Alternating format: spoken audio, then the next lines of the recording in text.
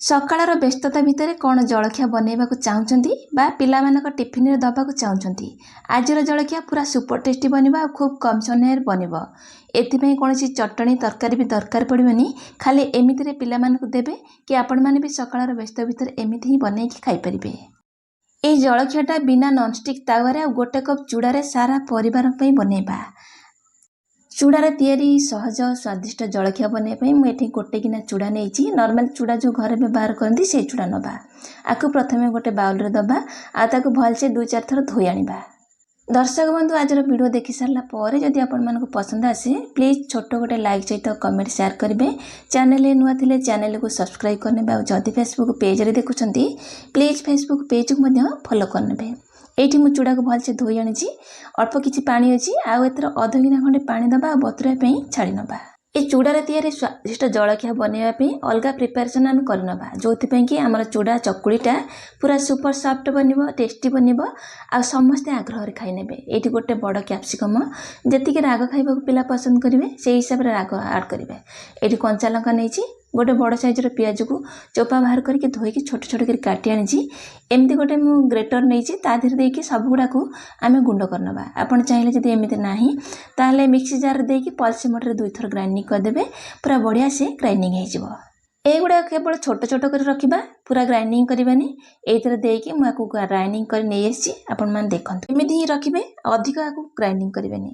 ଏଇଠି ଆମର କଦଡ଼ ହେଇକି ଗ୍ରାଇଣ୍ଡିଂ ହେଇଛି, ତାକୁ ସାଇଡ୍ କରିନେବା। ଏପଟେ ଅଲଗା ପ୍ରିପାରେସନ୍ କରିବା। ଯେମିତିକି ମୁଁ ଏଇଠି ନେଇଛି 2ଟା ଖଣ୍ଡେ ଗାଜର, ଗୋଟେ ଆଳୁ ବଡ଼ ସାଇଜ୍ର, ଖଣ୍ଡେ ଅଦା। ଆଳୁକୁ ଚୋପା ବାହାର କରି ଧୋଇ ନେଇ ଆସିଛି, ଚୋପା ବାହାର କରି ଗାଜରକୁ ବି ନେଇ ଆସିଛି, ଅଦାକୁ ବି ଚୋପା ବାହାର କରି ନେଇ ଆସିଛି। ପ୍ରଥମେ ଆଳୁକୁ ଆମେ ଏମିତି ଗ୍ରେଟର୍ ସାହାଯ୍ୟରେ ପୁରା ଯେଉଁ ସରୁବାଲା ହୋଲ୍ ଅଛି ସେଇଥିରେ ଗ୍ରେଟ୍ କରିନେବା। ଯଦି ଆପଣମାନଙ୍କ ପାଖରେ ଏମିତି ନାହିଁ ଆପଣ ପୁରା ଛୋଟ ଛୋଟ କରି କାଟିପାରିବେ, ତାହେଲେ କାଟି ନେବେ।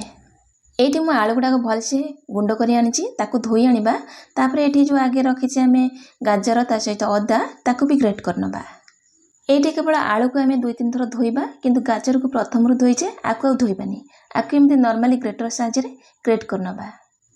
এইটি ଆମର ଗ୍ରେଟର୍ ହେଇଯାଇଛି ଆଳୁ, ତା ସହିତ କ୍ୟାପ୍ସିକମ୍, କଞ୍ଚା ଲଙ୍କା ଆଉ ପିଆଜ, ତା ସହିତ ମୁଁ ଏଠି ନେଇଛି ଯେଉଁ ଗାଜର, ଅଦାକୁ ଆମେ ପରେ ବ୍ୟବହାର କରିବା। ତାକୁ ସାଇଡ୍ କରିନେବା। এইটি କଡ଼େଇ ବସାଇବା। କଡ଼େଇରେ କିଛି 1 ଚାମଚ ଖଣ୍ଡେ ରିଫାଇନ୍ ତେଲ ଦେବା, ଖାଲି ଜଷ୍ଟ ଭାଜିବା ପାଇଁ, ଅଧିକ ତେଲ ଆଡ଼୍ କରିବାନି। ଅଧ ଛୋଟ ଚାମଚ କଳା ଜିରା ଦେବା। ଛୋଟ ଛୋଟ କାଟିକି ରଖିଥିବା କିଛି ଭୃଷଙ୍ଗ ପତ୍ରକୁ ଆଡ଼୍ କରିବା। এইଠି ମୁଁ ଅଳ୍ପ କିଛି ହେଙ୍ଗୁକୁ ଆଡ଼୍ କରୁଛି, କାହିଁକିନା ହେଙ୍ଗୁ ଦେଲେ ବଢ଼ିଆ ବାସ୍ନା ହେବ, ଭଲ ଫ୍ଲେଭର ଆସିବ ପିଠାରେ। ଅଳ୍ପ 1 ପିଞ୍ଚ ଖଣ୍ଡେ ଆଡ଼୍ କରିବା। ହେଙ୍ଗୁ ଦେଇ ସାରିଲା ପରେ ଟିକେ ଭାଜି ନେବା ଆଉ ଆଗରୁ ଯେଉଁ ଗ୍ରେଟ୍ କରି ରଖିଥିବା ସବୁ ପରିବାକୁ ଆଡ଼୍ କରିବା। ଏବେ ଗ୍ୟାସ୍ର ଫ୍ଲେମ୍କୁ ଲୋ ଟୁ ମିଡ଼ିୟମ୍ ରଖି ପରିବାକୁ ସବୁ ଭାଜିବା। ଯେପର୍ଯ୍ୟନ୍ତ ପରିବାର ସବୁ ପାଣି ଅଂଶ ନ ଶୁଖିଛି ସେହି ପର୍ଯ୍ୟନ୍ତ ଭାଜିବା। ଏଇଠି ପରିବାକୁ ମୁଁ 1 ସେକେଣ୍ଡ ଭାଜି ସାରିଲାଣି, ପାଣି ଅଂଶ ଟିକେ ଶୁଖିଗଲାଣି। ଅଧିକ ପାଣି ନଥିବ ସେହି ପୋଜିସନରେ ରଖିକି ଆମେ ସ୍ୱାଦ ଅନୁସାରେ ଲୁଣ ଦେବା। ପ୍ରଥମରୁ ଯଦି ଲୁଣ ଦେଇଦେବେ ବହୁତ ସାରା ପାଣି ବାହାରିବ। ଯେହେତୁ ପରିବା ଗୁଡ଼ାକ ଛୋଟ ଛୋଟ ଅଛି, ନର୍ମାଲି ଏମିତି ନ ଘୋଡ଼େଇକି ଭାଜିଲେ ପରିବା ସିଝିଯିବ। ତାପରେ ସ୍ୱାଦ ଅନୁସାରେ ଲୁଣକୁ ଦେବା, ଅଧ ଛୋଟ ଚାମଚ ହଳଦୀ ଗୁଣ୍ଡକୁ ଦେବା ଆଉ କିଛି ସେକେଣ୍ଡ ଗୋଳେଇ ନେବା। ପିଠାଟା ଆମର ସୁପର ଟେଷ୍ଟି ବନିବ। ଏଇଠି ପରିବା ପୁରା ଭାଜି ହେଇଛି, କିନ୍ତୁ ଗୋଟା ଗୋଟା ଅଛି, କିରେ ଯାଉ ହେଇନି। এইটি ବଢ଼ିଆ ଲାଗିବ ପିଲାମାନଙ୍କୁ ଖାଇବା ପାଇଁ। এইଠି 1 ପ୍ୟାକେଟ୍ ମ୍ୟାଗି ମସଲା ଆଡ଼୍ କରିଛି। ଆପଣ ଚାହିଁଲେ 1 ଚାମଚ ଗରମ ମସଲା କିମ୍ବା କରି ପାଉଡ଼ର ଆଡ଼୍ କରିପାରିବେ। ଯଦି ମ୍ୟାଗି ମସଲା ଅଛି ନିଶ୍ଚୟ ପକାଇବେ। ସେ ସବୁକୁ ଦେବା। ଏବେ ଗ୍ୟାସ୍ର ଫ୍ଲେମ୍କୁ ହାଇ ରଖି ଟିକେ ଭାଜି ନେବା। ତାପରେ ଗ୍ୟାସ୍ର ଫ୍ଲେମ୍କୁ ବନ୍ଦ କରିନେବା। এই ସବୁ ଗୁଡ଼ାକୁ ଆମେ ଥଣ୍ଡା କରିନେବା। এইটি ପରିବା ଥଣ୍ଡା ହେବା ଭିତରେ ଆମେ ଆଗରୁ ଯେଉଁ ଚୂଡ଼ା ବତୁରେଇକି ରଖିଥିଲେ ସେ ବଢ଼ିଆ ସେ ବତୁରି ଯାଇଛି, ପୁରା ସଫ୍ଟ ହେଇଯାଇଛି।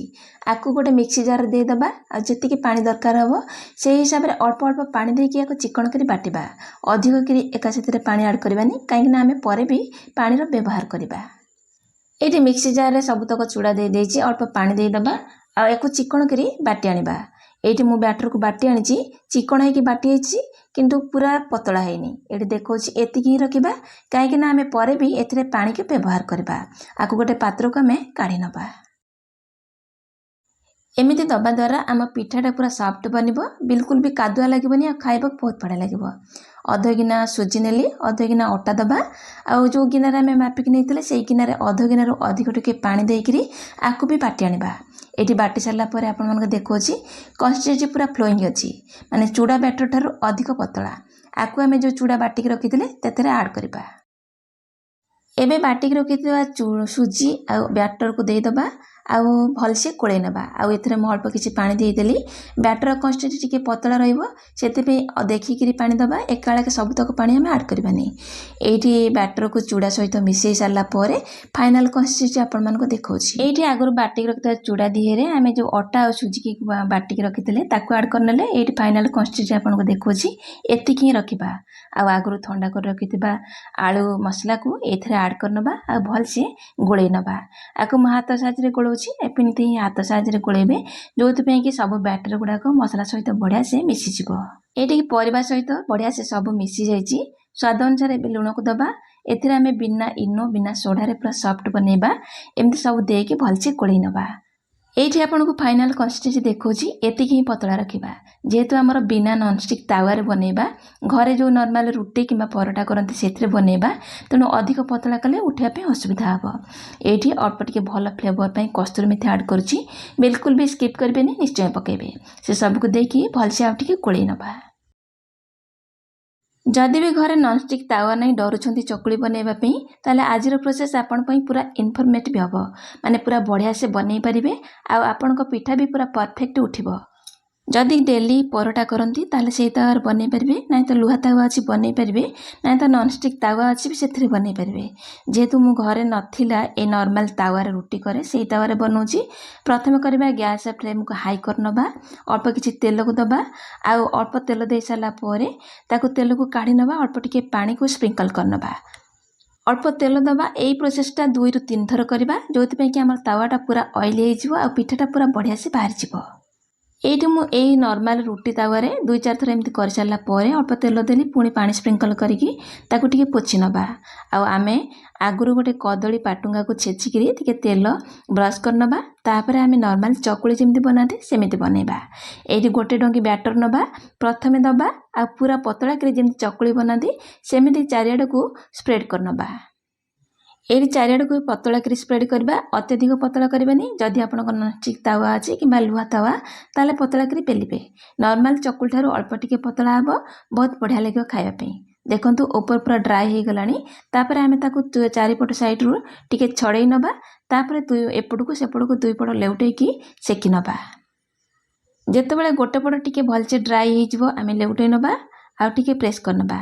ଆଉ ଆମର ଯେଉଁ ବ୍ରସ୍ ରଖିଥିଲେ ନର୍ମାଲି ଦେଶୀ ଯୋଗାଡ଼, ସେଇଥିରେ ହିଁ ଅଳ୍ପ ଟିକେ ଟିକେ ତେଲକୁ ଏମିତି ସ୍ପ୍ରିଙ୍କଲ କରିନେବା ବା ଛିଟା କରିଦେବା, ଯେଉଁଥିପାଇଁ କି ଚାରିପଟକୁ ବଢ଼ିଆ ସେ ତେଲ ପିଇଯିବ ଆଉ ଆମର ପିଠାଟା ପୁରା ସୁପର ସଫ୍ଟ ବନିବ ଆଉ ପିଲାମାନଙ୍କୁ ବହୁତ ପସନ୍ଦ ଆସିବ। ଏଇ ପିଠା ସହିତ ଲଗେଇ ଖାଇବାକୁ କୌଣସି ଚଟଣି ତରକାରୀ କିଛି ବି ଦରକାର ପଡ଼ିବନି। ଆପଣମାନେ ଥରେ ନିଶ୍ଚୟ ଏଇ ପ୍ରୋସେସରେ ବନାନ୍ତୁ। ଆଜିର ରେସିପି ଆପଣମାନଙ୍କୁ କେମିତି ଲାଗିଲା କମେଣ୍ଟ ସେକ୍ସନରେ ସିଓର ଜଣାଇବେ। ପୁଣି ଆସିବି ଗୋଟେ ନୂଆ ରେସିପି ସହିତ। ସେ ପର୍ଯ୍ୟନ୍ତ ରହୁଛି। ନମସ୍କାର, ବାଏ, ଜୟ ଜଗନ୍ନାଥ।